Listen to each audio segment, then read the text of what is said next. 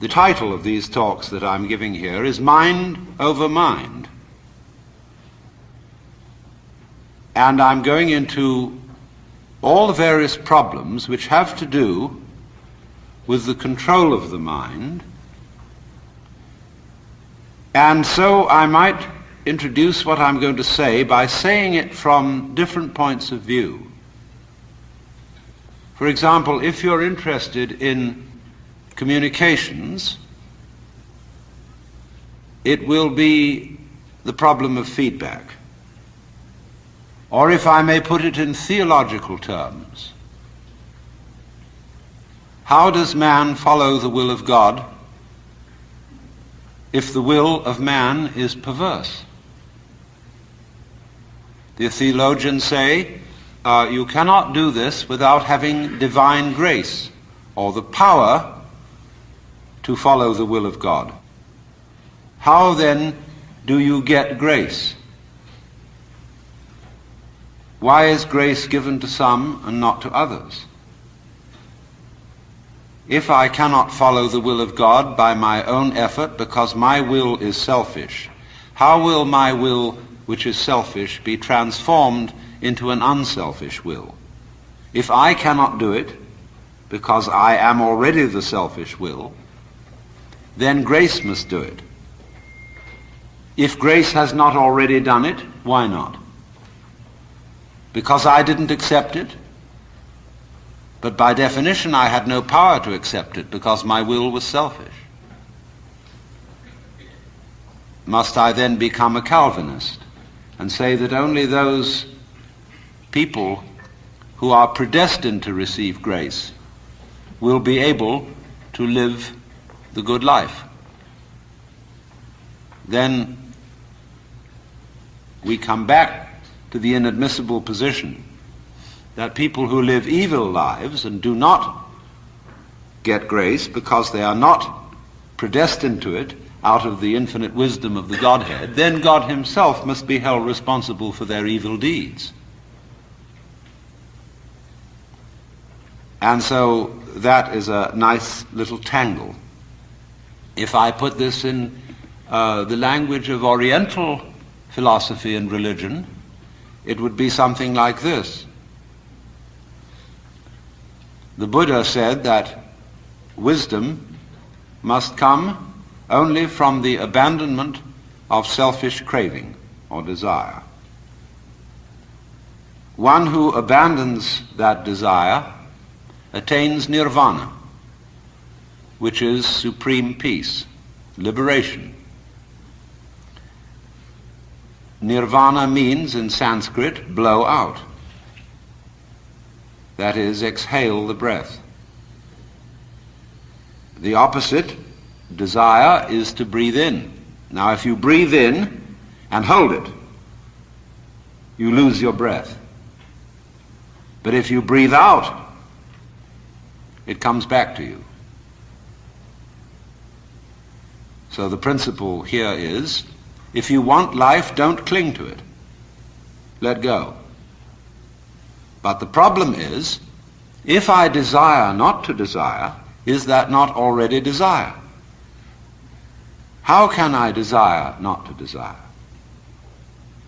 How can I surrender myself when myself is precisely an urge to hold on, to cling to life, to continue to survive? I can see rationally that by clinging to myself I may strangle myself. I may be like a person who has a bad habit, as a result of which he is committing suicide. And he knows that, but can't give it up, because the means of death are so sweet. So it all comes down to this basic question, that human beings have for a long, long time been concerned about transforming their minds. Is there any way in which one's mind can be transformed? Or is it simply a process which is nothing more than a vicious circle? I could ask, why have you come here this afternoon? What were you looking for? Would it be too presumptuous of me to say that you were looking for help? That you hoped you would hear somebody who had something to say that would be of help and relevance to you as members of a world which is running into the most intense difficulty. A world beset by a complex of problems, any one of which would be bad enough. But when you add together all the great political, social, and ecological problems with which we are faced, they are appalling. And one naturally says, the reason why we are in such a mess is not simply that we have wrong systems for doing things, whether they be technological, political, or religious, but we have the wrong people. The systems may be all right, but they are in the wrong hands because we are all, in various ways, self-seeking, lacking in wisdom, lacking in courage, afraid of death, afraid of pain, unwilling really to cooperate with others, unwilling to be open to others. And we all think that's too bad. It's me that's wrong. And if only I could be the right person. Is this man going to tell me something that will help me to change myself so that I will be a more creative and cooperative member of the human race? I would like to improve. So in so many people's minds and from so many different angles, there is this urgent feeling that I must improve me. And this is critically important because it's obvious that, at least it's superficially obvious, that the way things are, we are going to hell fast. Now in this question, can I improve me? There is the obvious difficulty that if I am in need of improvement,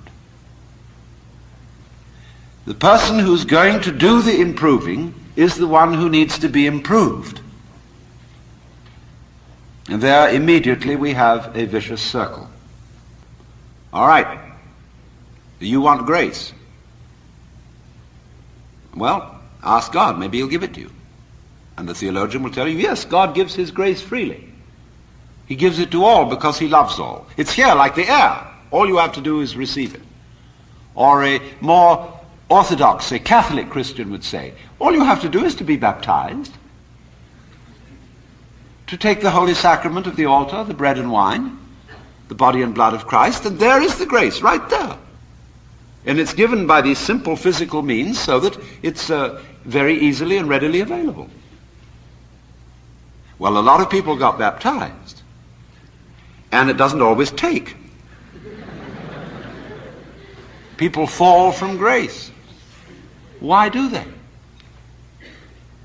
You see, we're just talking about the same old problem, but we've put it a step up. But it's the same problem. How can I improve myself? Was the first problem. The second problem is, how can I accept grace? They're both the same problem. Because you've got to make a move which will put yourself out of your own control into the control of a better. If you don't believe in the Christian kind of a God, you can believe in the Hindu kind of a God, who is your inner self. You see, you've got a lower self, which you can call your ego. That's that little scoundrelous fellow that's always out for me. But behind the ego, there is the Atman, the inner self, the inward light, as Quakers would call it, the real self, the spirit, which is substantially identical with God. So you've got to meditate in such a way that you identify with your higher self. Now, how do you do that? Well, you start by watching all your thoughts very carefully, watching your feelings, watching your emotions. so that you begin to build up a sense of separation between the watcher and what is watched. So that you are, as it were, no longer carried away by your own stream of consciousness. You remain the witness, impassively, impartially, suspending judgment and watching it all go on.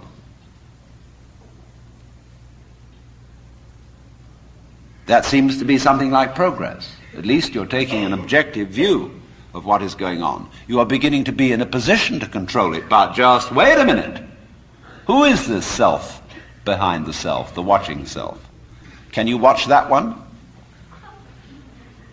It's interesting if you do, because you find out, of course, that this is just as the problem of grace is nothing more than a transposition of the first problem. How am I to be unselfish? By my own power. It becomes, how am I to get grace by my own power? So in the same way, we find that the watching self, or the observing self, behind all our thoughts and feelings, is itself a thought. That is to say, when the police enter a house in which there are thieves, the thieves go up from the ground floor to the first floor. When the police arrive on the first floor, the thieves have gone up to the second, and so to the third, and finally out to the roof. And so when the ego is about to be unmasked, it immediately identifies with the higher self. It goes up a level. Because the religious game is simply a refined and highbrow version of the ordinary game. How can I outwit me? How can I one-up me? So, if I find, for example, that in the quest for pleasure, the ordinary pleasures of the world, food, sex, power, possessions, all this becomes a drag, and I think, no, it isn't there. So I go in for the arts and literature, poetry, music. And I absorb myself in those pleasures. And after a while, they aren't the answer. So I go to psychoanalysis, you see. And then I found out that's not the answer. I go to religion. But I'm still seeking what I was seeking when I wanted candy bars. I want to get that goodie. Only I see now that, of course, it's not going to be a material goodie. All material goodies fall apart. But maybe there's a spiritual goodie that's not going to fall apart. But in that quest, the quest is not different from the quest for the candy bar. Same old story, only you've refined the candy bar and made it abstract and holy and blessed and so on. So it is with the higher self. The higher self's your old ego. And you sure hope it is eternal, indestructible and all-wise. But then the great problem is how to get that higher self working. How does it make any difference to what you do and what you think? I know all kinds of people who've got this higher self going, practicing their yoga, but they're just like ordinary people, sometimes a little worse. And they can fool themselves. They can say, for example, well, my point of view in religion is very liberal. I believe that all religions have divine revelation in them, but I don't understand the way you people fight about it. You fight and say that we Jehovah's Witnesses have the real religion. Others say, well, we Roman Catholics have it. And the Muslims say, no, it is in the Quran, and this is the right way. And somebody else gets up, and he may be a rather highbrow Catholic, and say, Well, God has given the Spirit through all the traditions, but ours is the most refined and mature. And then somebody comes along and says, well, as I said, they're all equally revelations of the divine. And in seeing this, of course, I'm much more tolerant than you are. You see how that game is going to work? See, I could take this position. Supposing you regard me as some sort of a guru, and you know how gurus hate each other. They're always putting each other down. And I could say, well, I don't put other gurus down. See, that outwits all of them. See, we're always doing that. We're always finding a way to be one up. And by the most incredibly subtle means. So you see that, you see? And you say, I realize I'm always doing that. Now tell me, how do I not do that? I say, why do you want to know?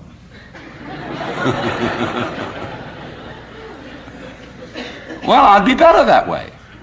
Yeah, but why do you want to be better? You see, the reason you want to be better is the reason why you aren't. Shall I put it like that? We aren't better because we want to be. Because the road to hell is paved with good intentions. Because all the do-gooders in the world, whether they're doing good for others or doing it for themselves, are troublemakers. On the basis of kindly let me help you or you'll drown, said the monkey, putting the fish safely up a tree.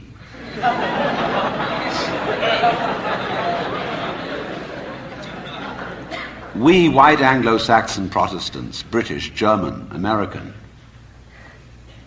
have been on a rampage for the past 100 or more years to improve the world.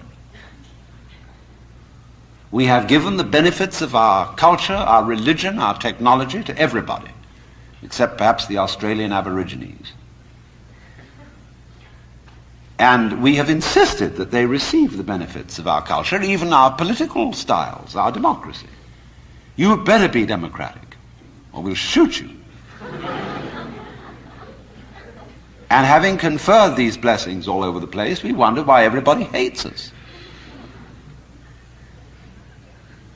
See, because sometimes doing good to others, and even doing good to oneself, is amazingly destructive. Because it's full of conceit. How do you know what's good for other people? How do you know what's good for you? If you say you want to improve, then you ought to know what's good for you.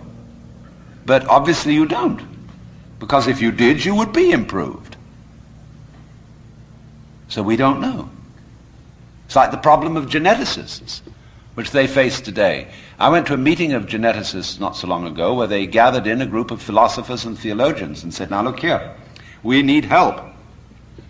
We now are on the verge of figuring out how to breed any kind of human character we would want to have.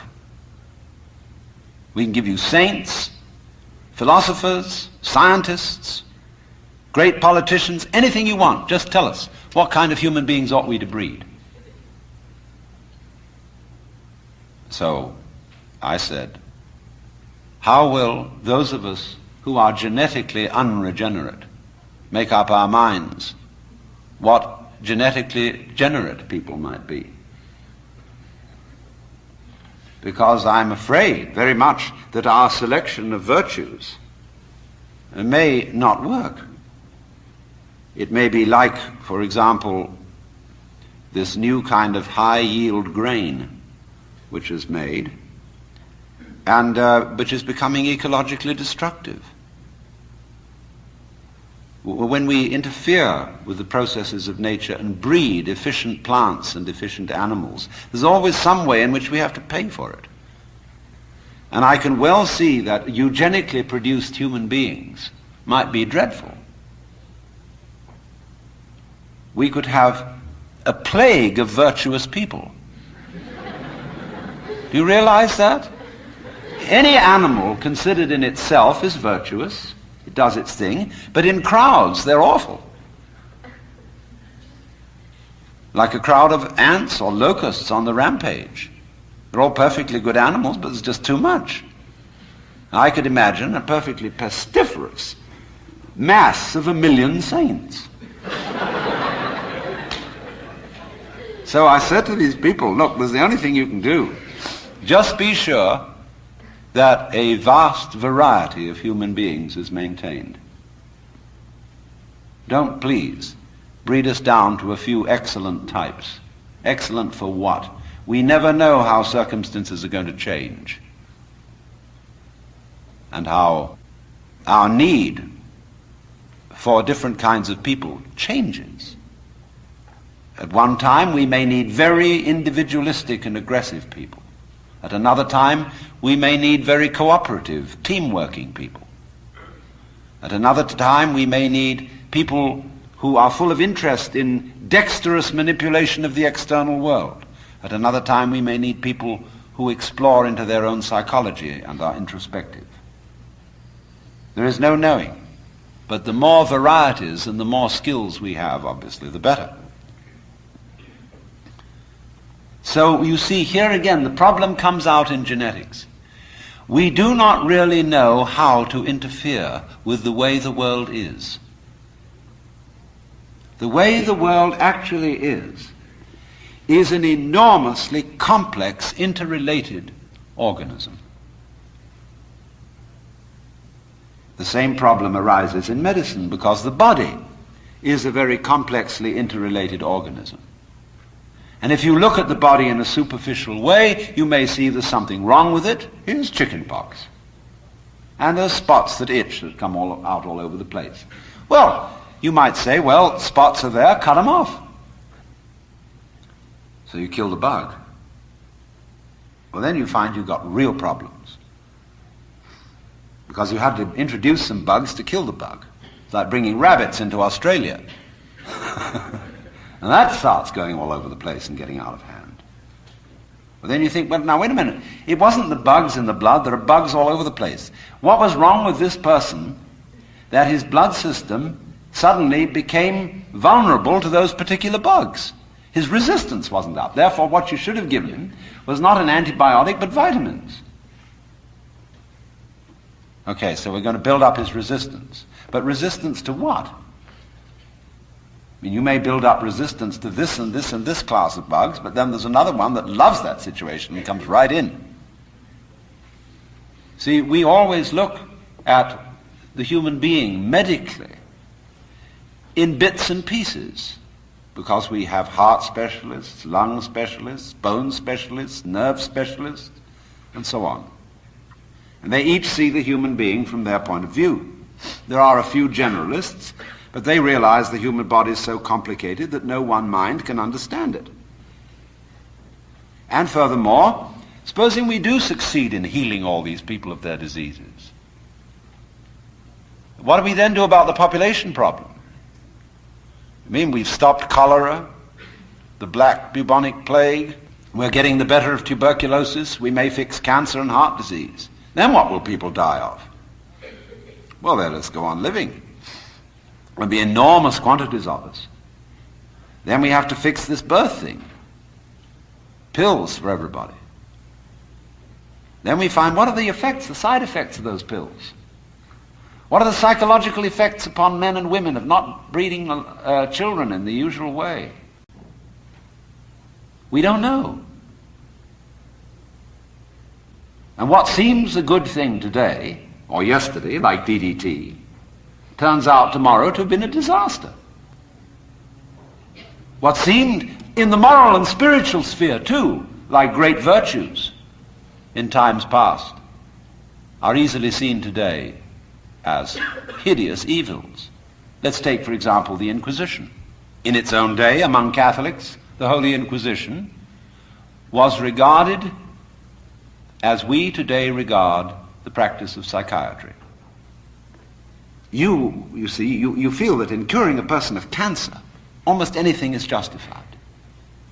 the most complex operations, the most weird surgery. People suspended for days and days on the end of tubes with X-ray penetration, burning. Or people undergoing shock treatment, people locked in the colorless, monotonous corridors of mental institutions.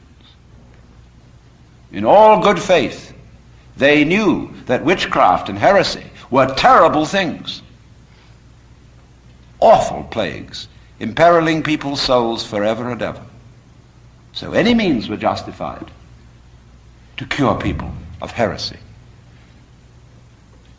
We don't change. We're doing the same thing today, but under different names. We can look back at those people and see how evil that was, but we can't see it in ourselves. So therefore, beware of virtue.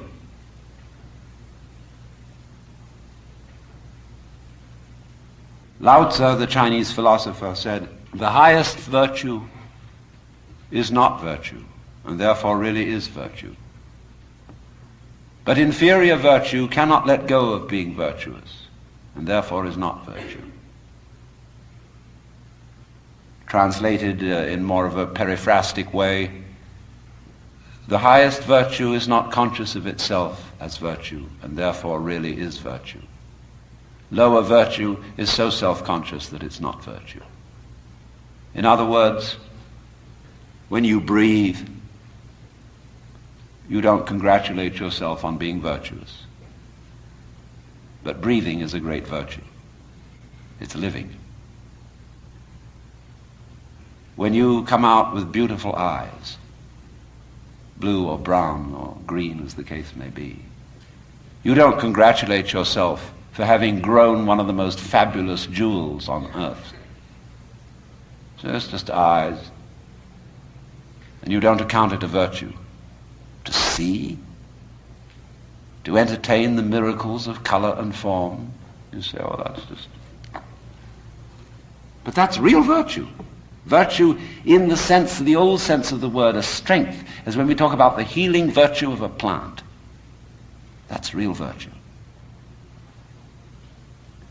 But the other virtues are stuck on. They're ersatz, they're imitation virtues. And they usually create trouble. Because more diabolical things are done in the name of righteousness. And be assured that everybody of whatever nationality or political frame of mind or religion always goes to war with a sense of complete rightness. The other side is the devil. Our opponents, whether in China or Russia or Vietnam, have the same feeling of righteousness about what they're doing as we have on our side. And a plague on both houses, because, as Confucius said, the goody-goodies are the thieves of virtue, which is the form of our own proverb, the road to hell is paved with good intentions. So in a way, the moral, or the immoral, of these considerations is that if you are really aware of your own inner workings, you will realize there's nothing you can do to improve yourself. Because you don't know what better is, in any case. And you, who will do the improving, are the one who needs to be improved. And this also goes for society. We can change society. We can get enormous enthusiasm going out of the idea that there is a revolution afoot and that this revolution is going to set everything to right. Do you know a revolution that ever set anything to right? Whether the revolution came from the left wing or from the right wing? The best forms of government that have ever existed in the world are those which muddled through. where they didn't have any very clear setup of control, but they muddled along. A kind of what I'll call controlled anarchy seems to work out better than anything else. When we have a great system and great power to put it into effect, there is always more violence, more bloodshed, more trouble.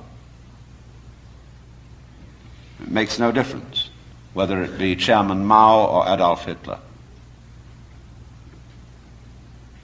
So, what instead, therefore, if we see that you can't outwit yourself, you can't be, shall I say, unself-conscious on purpose, you can't be designedly spontaneous, and you cannot be genuinely loving by intending to love. Either you love someone or you don't. If you pretend to love a person, you deceive them and build up reasons for resentment. So you say, well, I ought to be honest. That's the beginning of, so many lies you can't imagine. It's like when I hear a lot said about love, the big love thing on the way. Everybody's got to love everybody. Everybody sings songs about love. Do you know what I do? I buy a gun and bar my door, because I know there's a storm of hypocrisy brewing. So let's look at this thing from another point of view, which you will at first think highly depressing. Let's supposing we can't do anything to change ourselves. Suppose we're stuck with it. Now that is the worst thing an American audience can hear. There's no way of improving yourself, because every kind of culture in this country is dedicated to self-improvement. Just take jogging, that deplorable practice. It's a very nice thing to run and to go dancing across the hills at a fast speed. But these joggers like shaking their bones and rattling their brains, running on their heels, and because there's a grimness about it, it's determinately good for you. See? Why do you go to school?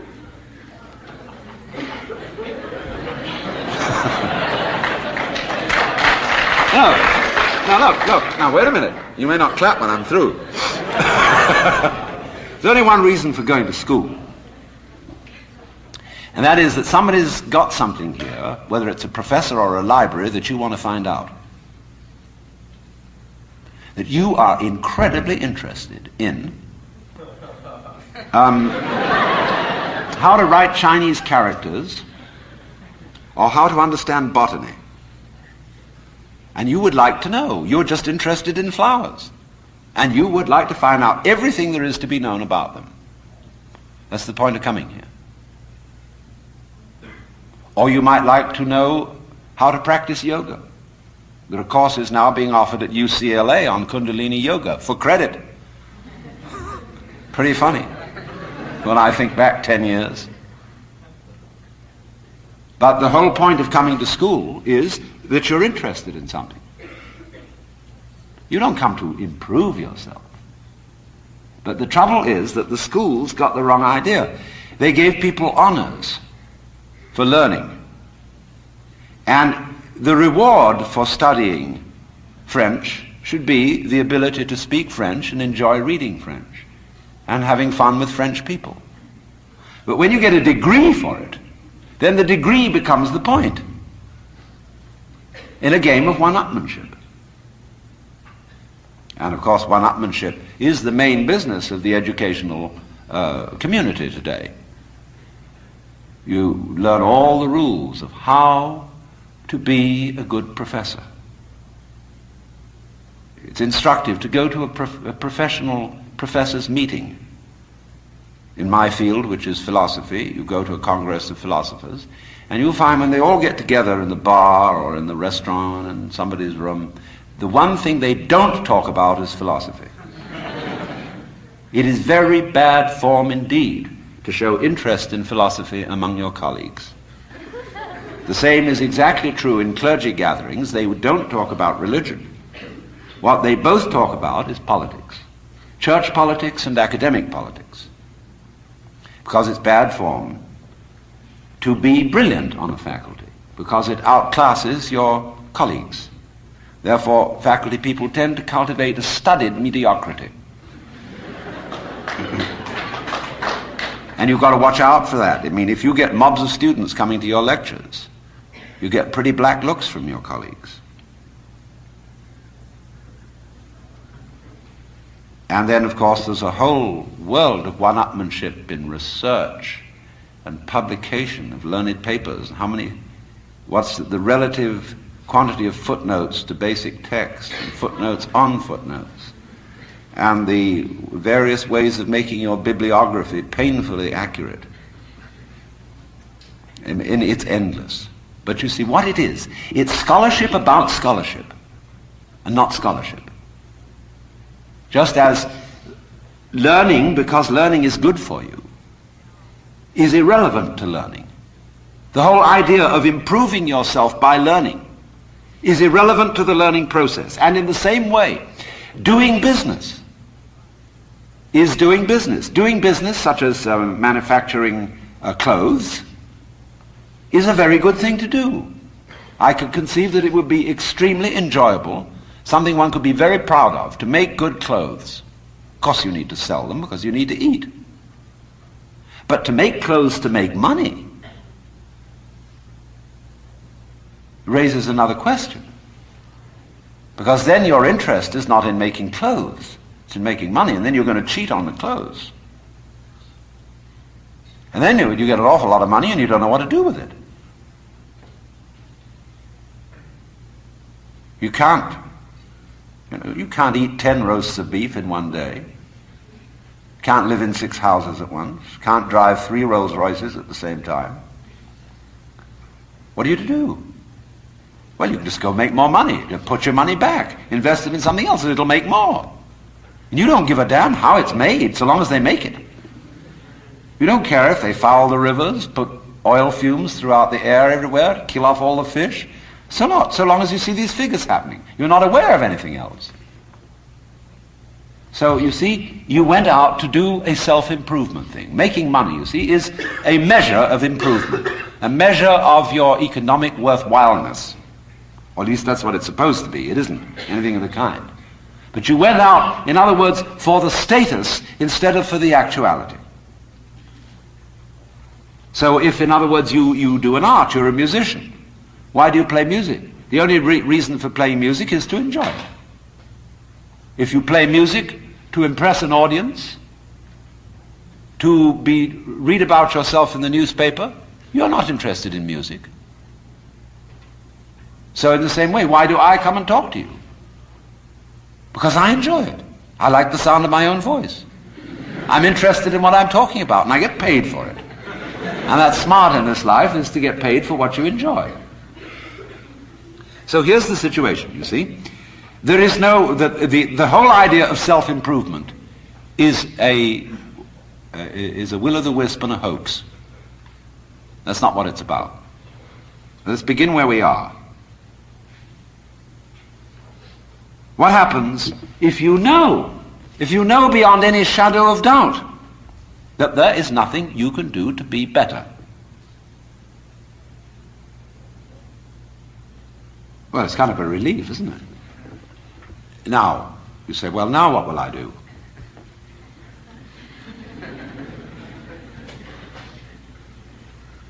See, there's a little fidget comes up. Because we're so used to making things better, leave the world a better place than when you found it, sort of thing. I want to be of service to other people, and all these dreadfully hazy ideas. And so we think there's that little itch still. But supposing instead of that, seeing that there isn't really anything we can do to improve ourselves or to improve the world, if we realize that that is so, it gives us a breather in the course of which we may simply watch what is going on. Watch what happens. Nobody ever does this, you know. And therefore, it sounds terribly simple. It sounds so simple that it looks as if it isn't worth doing. But you ever just watched? Watch what's happening,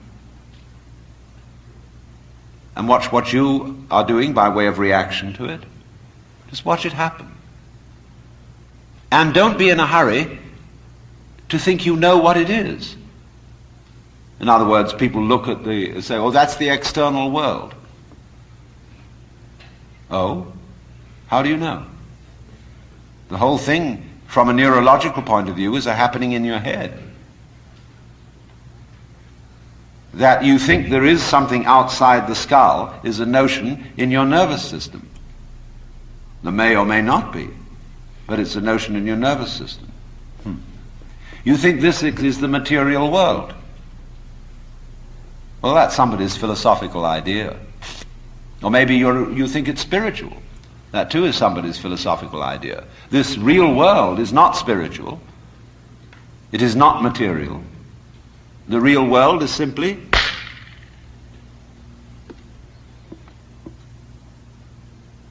so could we look at things in that way?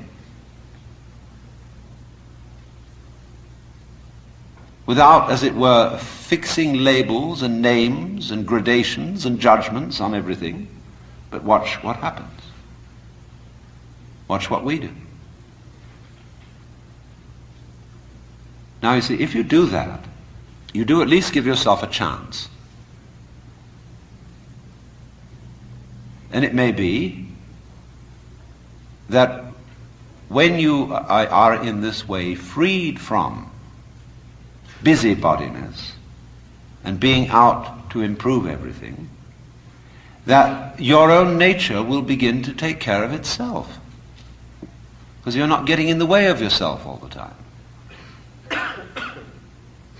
You will begin to find out that the great things that you do are really happenings. For example, no great genius can explain how he does it. Yes, he says, I have learned a technique to express myself. Because I had something in me that had to come out, I had to know how to give it out. So if I were a musician, I had to learn how music is produced. That means learning to use an instrument or learning a technique of musical notation or whatever it may be. If I want to describe something, I have to learn a language so that others can understand me. I need a technique. But then beyond that, I'm afraid I can't tell you how it was that I used that technique to express this mysterious thing I wanted to show you. If we could tell people that, we would have schools where we would infallibly train musical geniuses, scientific miracle minds. And there would be so many of them, we wouldn't know what to do with them. Geniuses would be a dime a dozen. And then we would say, well, these people are after all not very ingenious. You know, PhDs, how many of them are there? Because what is fascinating always about genius is the fellow does something we can't understand. He surprises us. But you see, just in the same way, we cannot understand our own brains. Neurology knows relatively little about the brain, which is only to say that the brain is a lot smarter than neurology. Yes, there is this, which can perform all these extraordinary intellectual and cultural miracles. But we don't know how we did it. But we did. We didn't have some campaign to have an improved brain over the monkeys or whatever may be our ancestors. It happened. And all growth, you see, is fundamentally something that happens. But for it to happen, two things are important. And the first is, as I said, you must have the technical ability to express what happens. And secondly, you must get out of your own way. But right at the bottom of the whole problem of control is, how am I to get out of my own way? And if I showed you a system, let's all practice getting out of our own way, it would turn into another form of self-improvement. See, here's the dynamics of this thing. And we find this problem, you see, repeatedly throughout the entire history of human spirituality. In the phraseology of Zen Buddhism, you cannot get this by thinking. You cannot attain to it by not thinking.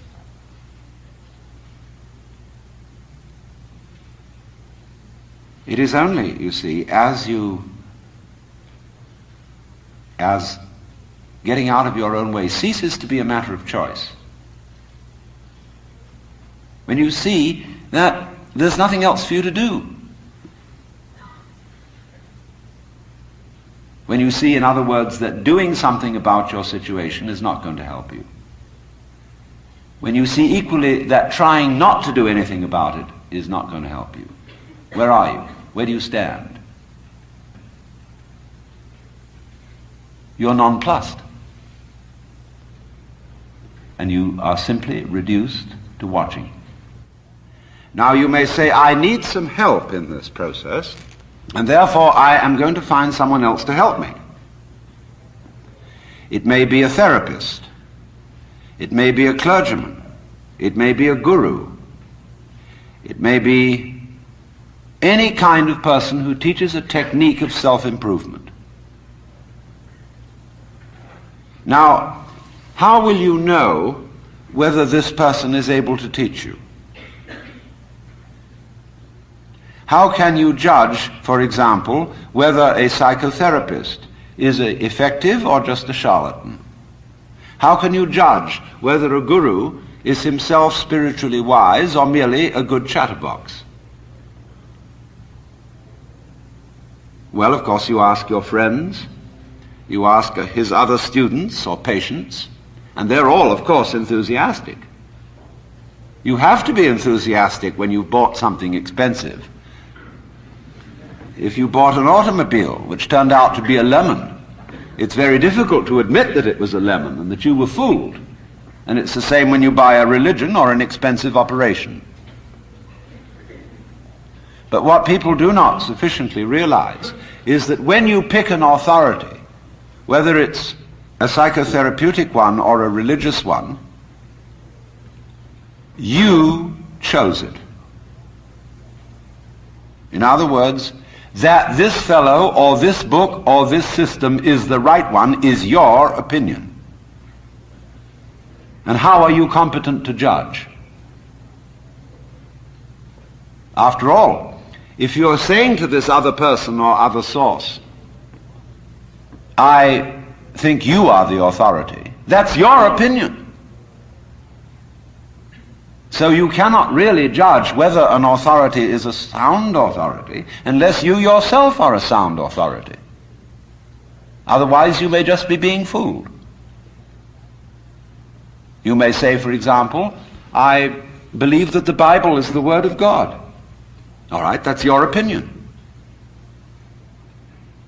I know the Bible says it's the Word of God, but it's your opinion that the Bible is not lying. The church says the Bible is the Word of God, but it's your opinion that the church is right. You cannot escape from that situation. It's your opinion. So you see, when you select an authority who will help you to improve yourself, it's like hiring the police out of your tax money and putting them in charge of seeing that you obey the law. I mean, can't you take care of yourselves? I mean, is this the land of the free and the home of the brave, or isn't it? But you see, nobody seems to want to be in charge of themselves because they feel they can't do it. As St. Paul said, to will is present with me, but how to do good I find not.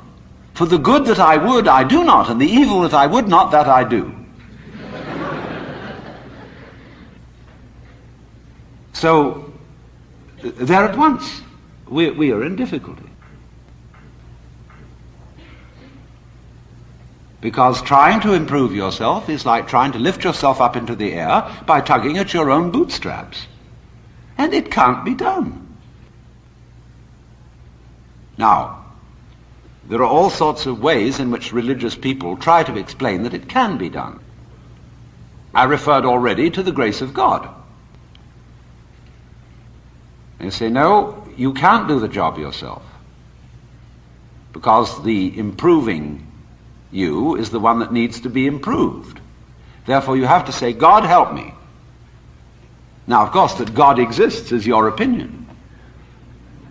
That God will answer your prayer is your opinion. And your idea of God is your idea of God. If you bought somebody else's script, you bought it. Maybe your mother and father talked to you about God in a very impressive way. But basically, you bought their idea. And if you're a father yourself, I'm a grandfather now, I've got 5 grandchildren. And I know I'm as stupid as my own grandfather must have been. You know, I am one. I sit there in the position which they look at, think, oh, wowee, that's an important man. I know that. I'm just like anyone else. So, I hope my children are not believing things on my authority, because it's always their authority. If I look impressive and make big noises at them, they've just been taken in.